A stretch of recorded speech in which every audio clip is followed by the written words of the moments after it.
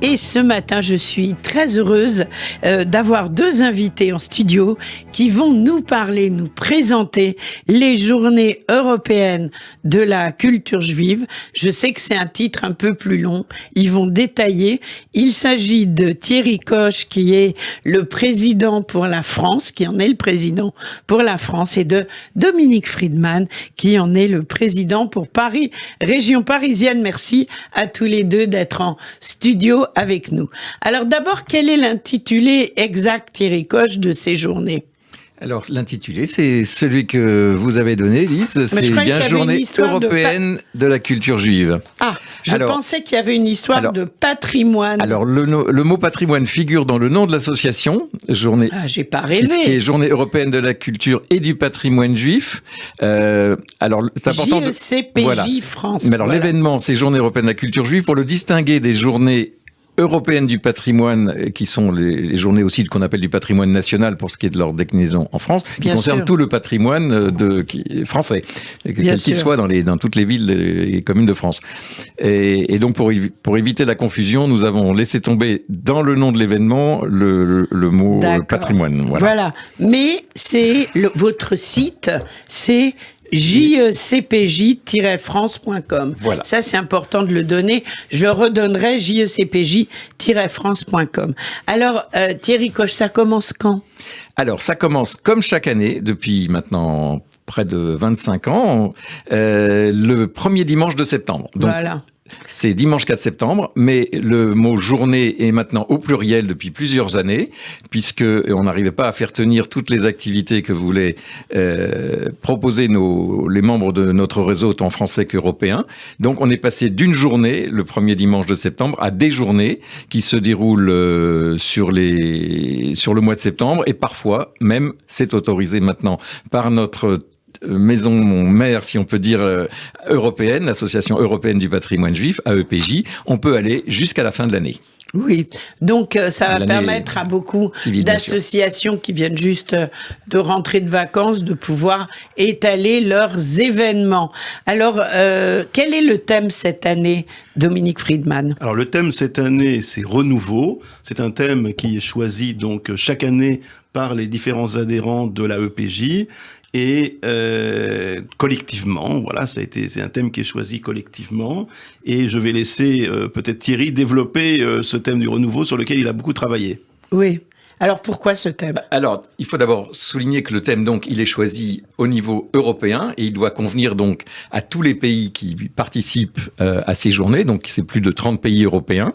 Et il faut rappeler que parmi ces 30 pays européens, il y a des pays qui sont très à l'est de l'Europe, puisque ça va même jusqu'à l'Ukraine. Alors, je ne sais pas si l'Ukraine pourra participer cette année, mais c'est très important que les pays de l'est de l'Europe, dont certains sont des nouveaux membres de l'Union européenne aussi, se reconnaissent dans le thème. Mais le mot renouveau est très important là-bas, puisque ça correspond à un renouveau de la culture juive, à un renouveau parfois des communautés juives, après des années, bien sûr. Alors, est-ce que vous avez l'impression, que ce soit vous, Thierry, ou vous, Dominique, qu'au niveau de la culture juive ces dernières années, que ce soit en Alsace, à Paris ou dans toute la France, il y a un renouveau ? Oui, bien sûr, il y a un renouveau. Il y a un renouveau au niveau culturel, il y a un renouveau aussi dans la tradition, bien sûr, que l'on trouve. C'est tout à fait le propre, je dirais, au judaïsme de façon générale, c'est de savoir se remettre en question, mais recréer aussi, et se développer autour de nouvelles idées et de s'adapter, bien sûr, avec son temps. Bien sûr. Thierry. Oui, car il ne faut pas oublier que le but premier des journées européennes de la culture juive, c'est de donner à un public non juif une image positive du judaïsme qui s'inscrit plus généralement maintenant dans la lutte contre l'antisémitisme. Alors justement, cette lutte contre l'antisémitisme, est-ce que c'est l'un des objectifs de ces journées, d'aller vers l'autre en faisant connaître la culture juive ?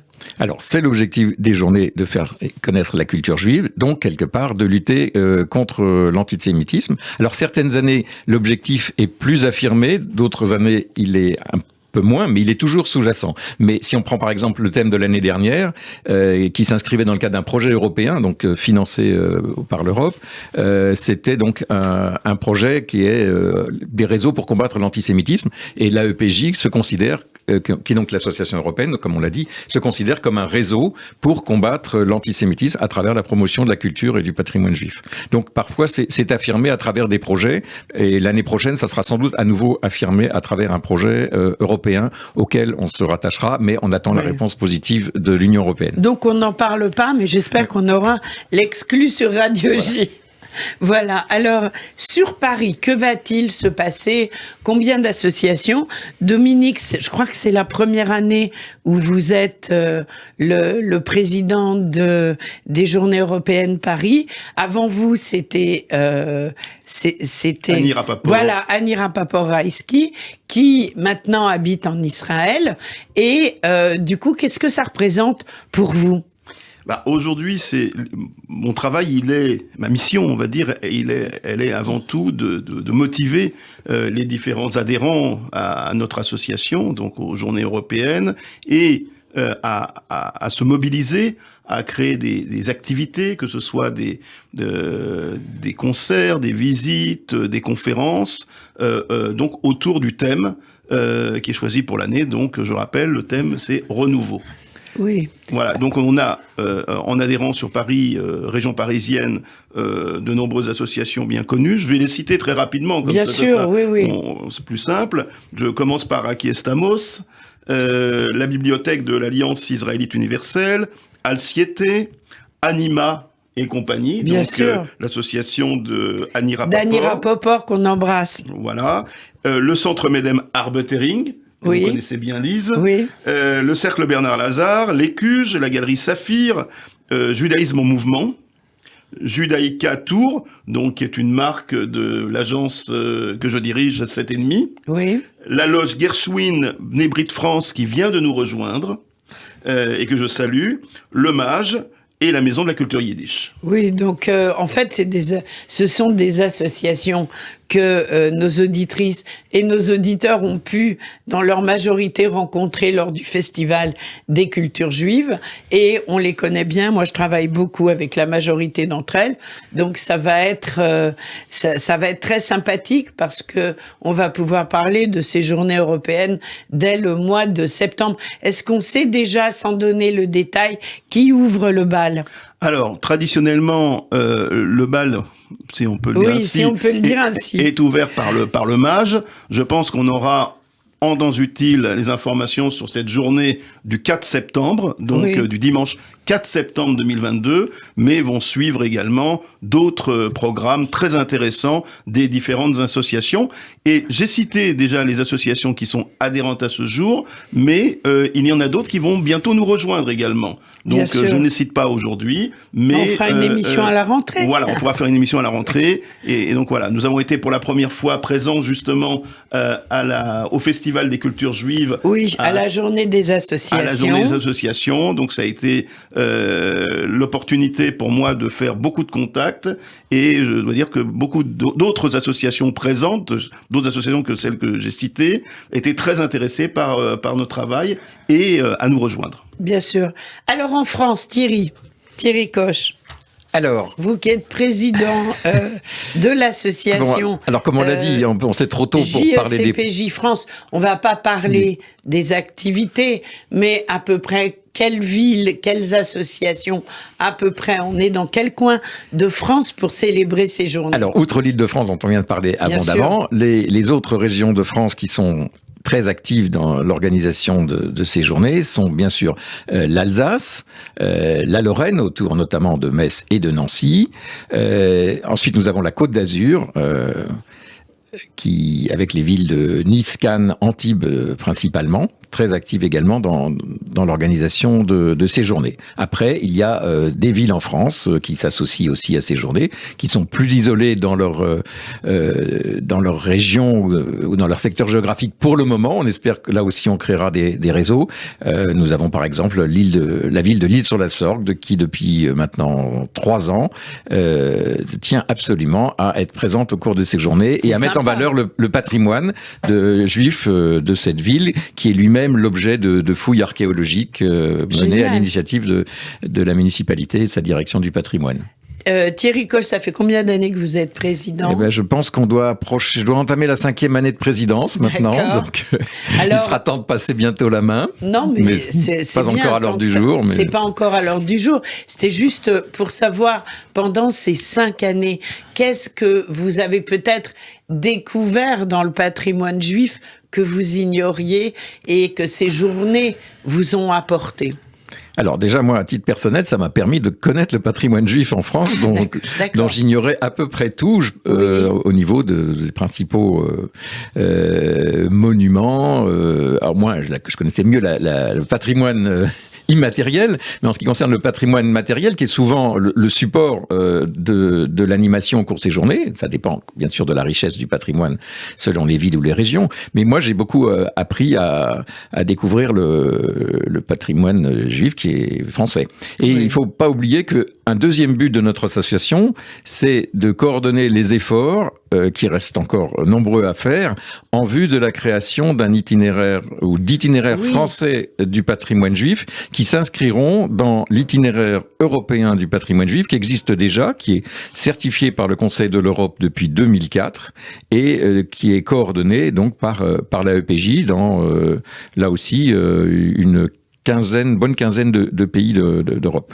Alors, pour cela, faut télécharger une appli. Comment ça se passe ? Alors, il faut aller sur le site de la EPJ, www.jewisheritageorg, avec un seul s, .org, je crois, je ne pourrais pas dire de bêtises. Et on peut aussi signaler ce qui se fait sur le site jecpj-france.com, dont vous avez déjà parlé, où on trouve un inventaire quasi exhaustif des sites de patrimoine juif en France, avec une courte notice descriptive et un renvoi vers des sites qui complètent l'information. Et également, on est en train de construire maintenant des pages, grâce à notre ami Frédéric Vier, qui fait le tour de tous les patrimoines, de tous les toponymes, juifs de France, et qui donc raconte l'histoire à partir des temps médiévaux jusqu'à maintenant des communautés juives de France, à travers les patronymes. Je vais y arriver. Les toponymes juifs, c'est-à-dire rue des Juifs, place des Juifs, etc., etc. Et donc, il nous fait revivre l'histoire à travers un énorme travail que nous publions chapitre après chapitre sur notre site. Voilà. Puis il y aura des infos sur Paris aussi, Dominique. Oui, il y aura des informations sur Paris. On va trouver au fur et à mesure, bien sûr, les activités proposées par les différents adhérents de Paris sur le site de GECPJ France. Oui. Donc voilà, je voulais juste aussi dire que Thierry et moi-même, on peut nous rencontrer le 10 juillet à Troyes, à l'occasion de la journée Rachi. Voilà, vous y serez, nous très y serons, bien. Voilà, donc on aura un stand, une petite place où on pourra nous rencontrer et nous poser un certain nombre de questions.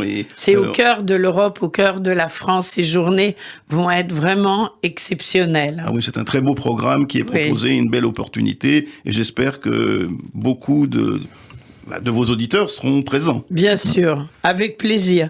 Alors, qu'est-ce qu'on se souhaite pour l'année qui vient, pour les journées européennes de la culture juive ? Alors pour l'année qui vient, donc ou les années qui viennent, puisque enfin en tout cas pour l'édition 2022, eh bien on se souhaite d'oublier surtout les 2 années de Covid.